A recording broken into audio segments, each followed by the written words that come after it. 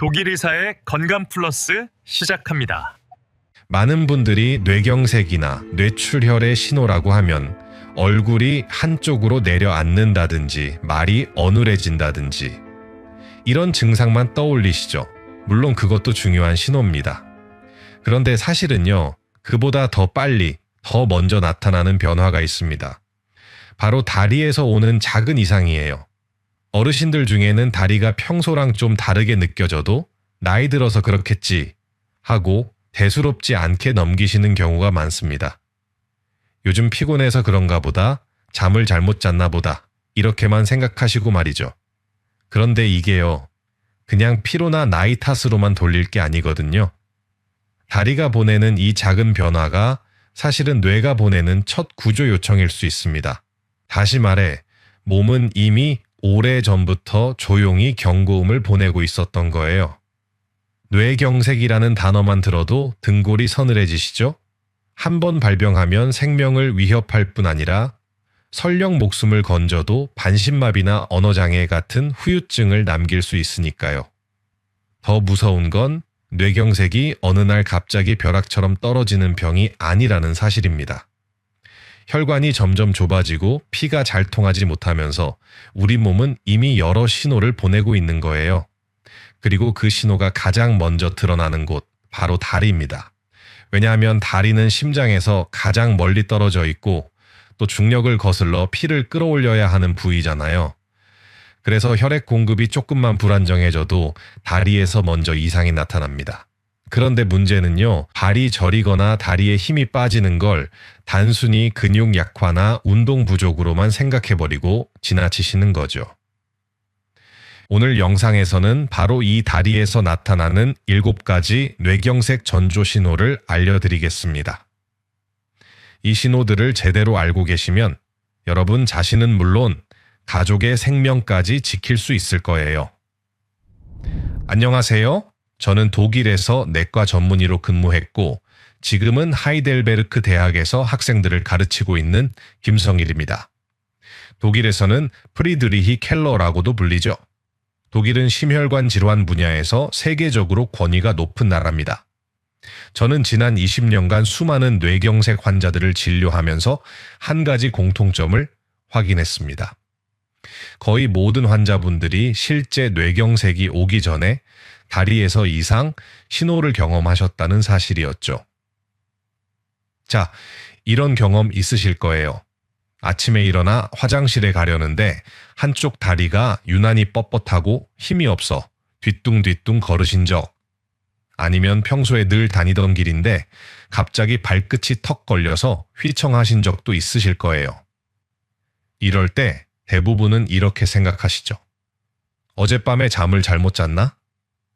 운동을 안 해서 근력이 떨어졌나? 나이 들어서 그렇겠지. 아마 이렇게 넘기셨을 겁니다. 사실 병원에 오시는 환자분들도 똑같은 말씀을 하세요. 가족분들도 크게 다르지 않습니다. 다리가 불편하다고 가족들에게 얘기하면 운동 부족이야, 밖에 나가서 좀 걸어 하고 그냥 대수롭지 않게 넘기는 경우가 많습니다. 왜 하필 다리일까요? 다리는 단순히 심장에서 멀리 떨어져 있다는 이유만이 아닙니다. 의학적으로도 뇌혈류 이상이 가장 먼저 드러나는 부위로 잘 알려져 있습니다. 하지 동맥은 길이가 길고 말초까지 산소와 영양을 공급해야 하죠. 그래서 혈액 흐름이 조금만 줄어도 곧바로 힘이 빠지거나 감각이 둔해지는 겁니다.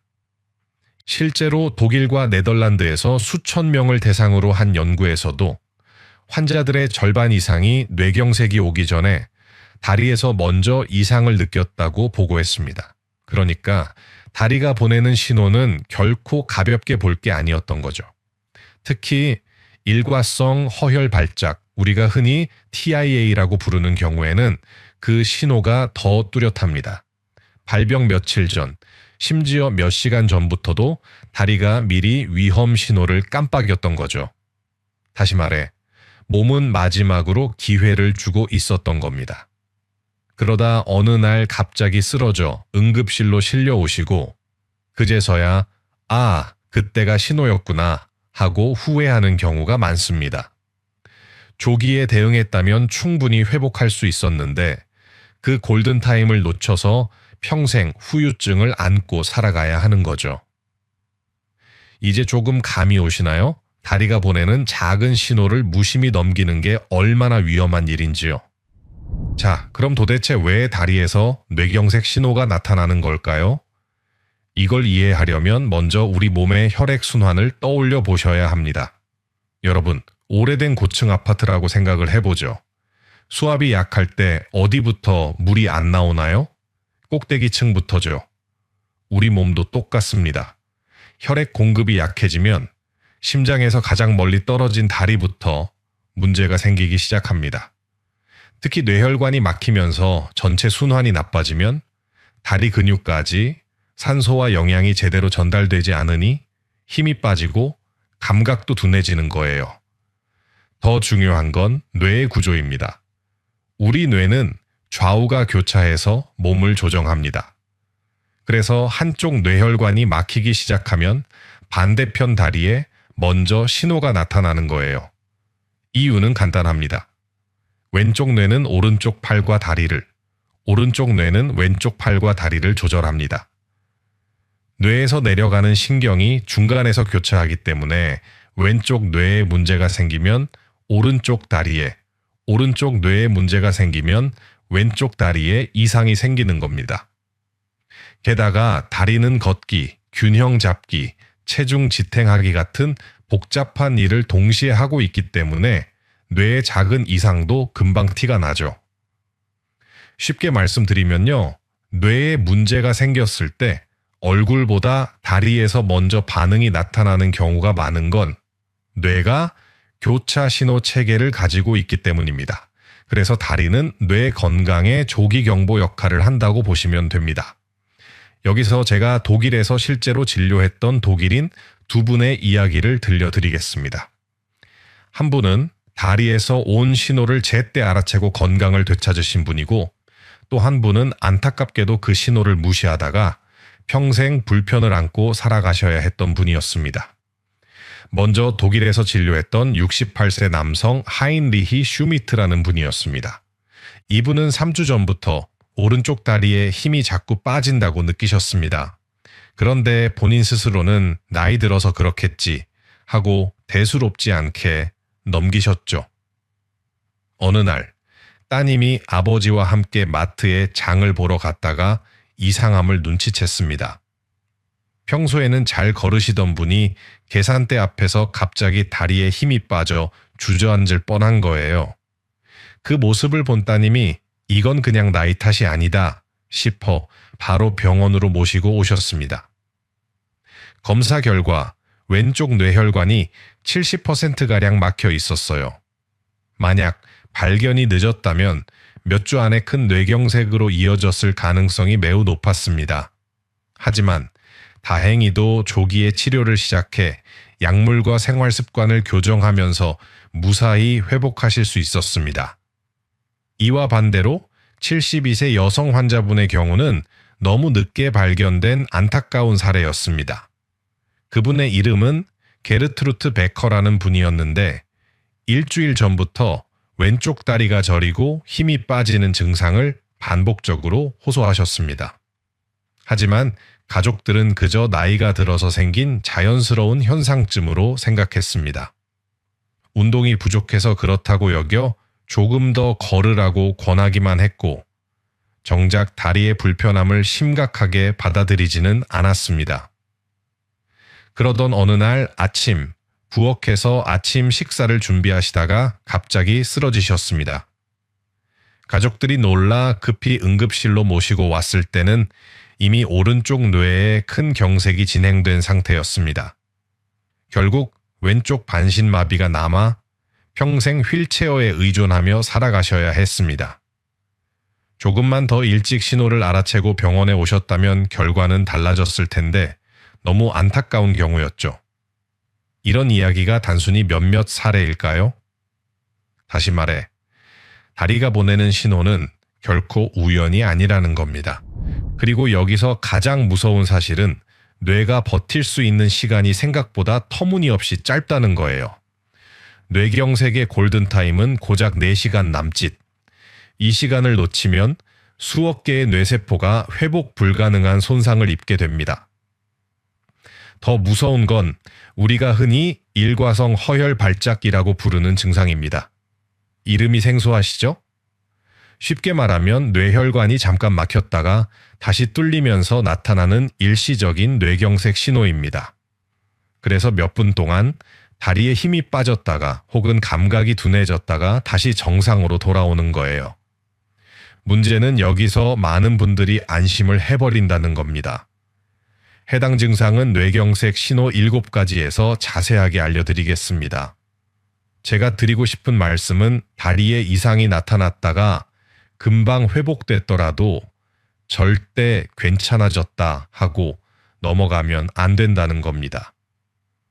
오히려 이때가 가장 서둘러 병원에 가야 할 순간이라는 걸 꼭 기억하셔야 합니다. 이제부터는 다리에서 나타나는 뇌경색 신호 7가지를 하나씩 공개하겠습니다. 이건 단순한 증상이 아니라 살아있는 경고등이라고 생각하셔야 합니다. 혹시라도 이 중 한 가지만이라도 경험하셨다면 절대 그냥 넘기지 마셔야 합니다. 첫 번째 신호는 한쪽 다리에 갑작스러운 힘 빠짐입니다. 계단을 오르다 갑자기 한쪽 다리에 힘이 풀려 주저앉을 뻔한 경험, 혹은 의자에서 일어날 때 유독 한쪽 다리에만 힘이 안 들어가는 경험 혹시 있으셨나요? 많은 분들이 이런 순간을 단순히 피곤하거나 운동 부족 탓으로 돌리지만 사실은 그렇지 않습니다. 운동 부족으로 다리가 약해지면 보통 양쪽이 함께 힘이 빠지고 걸으면 걸을수록 점점 지쳐가는 양상으로 나타납니다. 반면 뇌혈관에 문제가 있으면 특징적으로 한쪽 다리만, 그것도 갑자기 뚝 힘이 빠지는 형태로 나타납니다. 쉬어도 금방 회복되지 않거나 같은 쪽에서 반복된다면 단순한 근육 약화가 아니라는 뜻이죠. 뇌에서 내려오는 운동 신호와 올라오는 감각 신호가 어긋날 때 흔히 나오는 전형적인 호소예요. 걷다가 발이 엉뚱한 방향으로 가는 느낌, 장바구니를 들다가 갑자기 다리에 힘이 풀리는 경험 등으로 나타나기도 합니다. 실제로 이런 증상을 호소한 환자분들을 검사해 보면 상당수에서 뇌혈관의 협착이나 미세한 뇌경색이 발견됩니다. 즉, 단순한 노화 현상으로만 치부하기에는 분명히 의학적 의미가 있는 신호라는 겁니다. 두 번째 신호는 다리의 저림과 감각 이상입니다. 발바닥이 무뎌져 뜨겁고 차가운 것을 잘 구별하지 못하거나 촉감이 둔해지는 경우가 있습니다. 많은 분들이 이렇게 표현하세요. 맨발인데 양말을 신은 것 같다. 발바닥에 솜을 깔고 걷는 느낌이다. 여기서 중요한 건 이런 저림이 단순히 말초신경 문제와는 다르다는 점입니다. 허리 디스크나 신경이 눌려서 생기는 저림은 보통 발끝에서 시작해 발목 종아리 쪽으로 양말 신은 범위처럼 서서히 퍼져 올라가는 양상으로 나타납니다. 또 허리를 숙이거나 오래 앉아 있을 때 심해졌다가 자세를 바꾸면 다시 가라앉는 경우도 많죠. 그런데 뇌혈관 문제로 오는 저림은 양상이 전혀 다릅니다. 특징적으로 한쪽 다리에만, 그것도 갑작스럽게 나타나고 자세와 상관없이 반복되는 경우가 많습니다. 발 자체는 멀쩡하지만 감각 신호를 처리하는 뇌의 감각 피질의 혈류가 부족해지면서 뇌가 그 신호를 잘못 해석하는 거예요. 그래서 뜨거운 물에 발을 담갔는데도 덜 뜨겁게 느껴지거나 울퉁불퉁한 바닥인데도 평평한 것처럼 느껴지기도 합니다.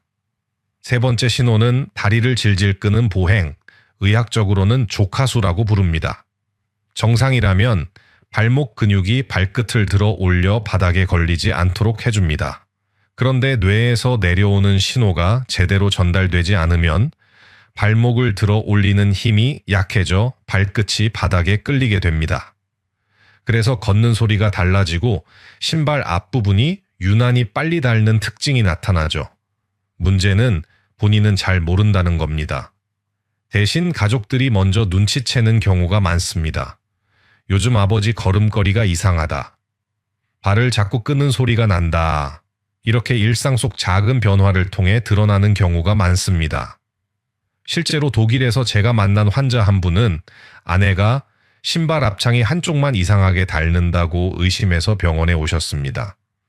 검사 결과 작은 뇌경색이 확인되었고 조기에 발견해 큰 사고를 막을 수 있었습니다. 이처럼 걸음걸이의 작은 변화, 신발 마모나 발소리 같은 단서가 사실은 뇌가 보내는 중요한 신호일 수 있습니다. 무심코 지나치지 말고 가족끼리 서로 잘 살펴봐야 합니다. 네 번째 신호는 자꾸 걸려 넘어지는 증상입니다. 평소에 잘 다니던 길인데 요즘 따라 문턱이나 계단에 발이 걸리는 경우가 있으신가요? 이건 단순히 문턱을 못 봐서 그런 게 아니라 뇌혈관 손상으로 고유 감각이 떨어진 신호일 수 있습니다. 고유 감각은 말이 조금 어려운데 쉽게 말하면 내 발이 지금 어디에 있고 어떤 자세로 서 있는지를 뇌가 스스로 아는 능력입니다. 우리가 길을 걸을 때 발을 일일이 내려다보지 않아도 걸을 수 있잖아요. 계단을 오를 때도 눈으로 발끝을 확인하지 않고 자연스럽게 발을 올려놓을 수 있는 건 고유 감각 신호가 뇌에서 다리까지 잘 전달되기 때문입니다. 그런데 이 기능이 떨어지면 뇌가 발의 위치를 제대로 인식하지 못해 작은 문턱에도 걸려 넘어지고 계단 높이를 잘못 짚어 휘청거리게 되는 거죠. 문제는 이런 낙상이 단순히 넘어지는 걸로 끝나지 않는다는 거예요. 특히 70대 이상 어르신들의 경우 넘어짐은 곧 엉덩이 골절, 척추 골절, 그리고 장기간의 와병 생활로 이어지기 쉽습니다. 물론 누구나 가끔은 발이 걸릴 수 있습니다. 하지만 특별한 이유가 없는데도 반복적으로 같은 증상이 나타난다면 단순한 노화가 아니라 뇌가 보내는 위험 신호일 수 있다는 거죠. 다섯 번째 신호는 다리 떨림과 내가 원치 않았는데도 저절로 나타나는 움직임입니다. 쉽게 말해 내가 가만히 있으려고 해도 다리가 자꾸 달달 떨리거나 스스로 제어하기 어려운 움직임이 반복되는 경우예요. 물론 누구나 피곤하거나 긴장했을 때 다리가 잠깐 떨릴 수 있습니다. 그런데 이런 경우는 대개 금방 멈추고 쉬면 사라집니다. 하지만 뇌혈관 문제로 생기는 떨림은 양상이 다릅니다. 원하지 않아도 반복적으로 나타나고 특정 상황과 상관없이 지속되는 특징이 있죠. 왜 이런 일이 생길까요? 뇌는 우리 몸의 지휘자 같은 역할을 합니다. 다리를 움직여라, 멈춰라, 힘을 줘라 하는 신호를 내려보내야 하는데 뇌혈관이 좁아지거나 막히면 이 신호가 불안정해집니다. 신호가 들쭉날쭉해지니 다리가 내가 원하지 않았는데도 떨리거나 움찔거리는 겁니다. 이처럼 내가 원치 않았는데 다리가 자꾸 움직인다는 건 단순히 나이 탓이나 관절 탓으로만 볼 수 없습니다. 반복적이고 지속적인 떨림이 나타난다면 반드시 신경학적 검진을 받아보셔야 합니다. 여섯 번째 신호는 보행 불균형과 휘청거림입니다. 우리 뇌의 뒤쪽에 자리 잡은 손에는 몸의 균형과 조화를 담당하는 기관인데 이곳으로 가는 혈류가 막히면 걷는 동작이 매끄럽지 못해집니다. 중심을 잡지 못하고 몸이 한쪽으로 기울거나 발이 제자리에서 꼬이듯 움직이는 거죠. 이런 증상은 특히 아침에 심해지는 경우가 많습니다. 밤사이 혈압이 떨어지면서 뇌로 가는 혈류가 줄어들기 때문인데 그래서 실제로 많은 뇌경색 환자들이 아침에 갑자기 쓰러져 응급실로 오게 됩니다. 환자분들은 흔히 이렇게 표현하십니다. 술도 안 마셨는데 비틀비틀한다. 바닥이 울렁거리는 것처럼 걸음이 삐끗거린다. 겉으로 보기에는 단순한 어지럼증처럼 보이지만 사실은 뇌에서 균형을 잡는 신호가 제대로 전달되지 않는 상태일 수 있습니다. 단순히 기립성 저혈압이나 귀에서 오는 어지럼증은 잠시 앉았다 일어나면 좋아지기도 하지만 손뇌 혈류 이상으로 생기는 휘청거림은 반복적이고 점점 심해진다는 특징이 있습니다. 따라서 특별한 이유가 없는데도 걷기만 하면 몸이 한쪽으로 기우뚱하거나 중심을 못 잡고 휘청거린다면 반드시 뇌의 이상 신호를 의심하셔야 합니다. 7번째 신호는 일시적 증상 후 회복, 의학적으로는 일과성 허혈 발작, 흔히 TIA라고 부릅니다. 앞에서 잠깐 말씀드렸던 부분인데요. 이번에는 조금 더 자세히 짚어드리겠습니다. 이건 뇌혈관이 잠시 막혔다가 다시 열리면서 나타나는 현상입니다. 그래서 몇 분에서 수십 분 동안 다리에 힘이 빠졌다가 감각이 둔해졌다가도 금방 회복될 수 있죠. 문제는 많은 분들이 다시 괜찮아졌으니 이제는 별일 아니다 하고 안심해버린다는 겁니다. 하지만 사실 이게 가장 위험합니다. 연구에 따르면 TIA를 경험한 환자의 75%가 3개월 이내 실제 뇌경색으로 진행하며 그중 절반은 단 48시간 안에 발병합니다. 그러니까 잠깐 증상이 사라졌다는 건 오히려 큰 뇌경색이 곧 온다는 경고일 수 있는 겁니다. 실제로 제가 만난 환자 중에도 다리에 힘이 빠졌다가 20분 만에 정상으로 돌아와 그냥 귀가하신 분이 있었습니다. 다행히 가족분들이 불안하다며 다음 날 병원에 모시고 와서 작은 뇌경색을 조기에 발견하고 치료할 수 있었지만 그렇지 않았다면 며칠 안에 큰 뇌경색으로 이어졌을 가능성이 높았습니다. 자, 이렇게 다리에서 나타나는 7가지 뇌경색 전조 신호를 살펴봤습니다. 혹시 이 중에서 경험해 보신 증상이 있으신가요? 단 하나라도 해당된다면 절대 가볍게 넘기지 마시고 반드시 의료진과 상담하시기 바랍니다. 여기까지 들으시고 혹시 마음이 무거워지셨나요? 걱정하지 않으셔도 됩니다. 이제부터는 희망적인 이야기를 드리겠습니다. 뇌경색은 무섭지만 사실 환자의 80% 이상은 생활습관 관리만으로도 예방이 가능하다는 게 WHO와 유럽 신경학회의 공식 발표예요. 지금부터라도 시작하면 늦지 않습니다. 제가 독일에서 진료할 때도 생활습관을 조금만 바꿔서 완전히 다른 삶을 사시는 분들을 많이 봤습니다. 먼저 혈압 관리가 가장 기본입니다.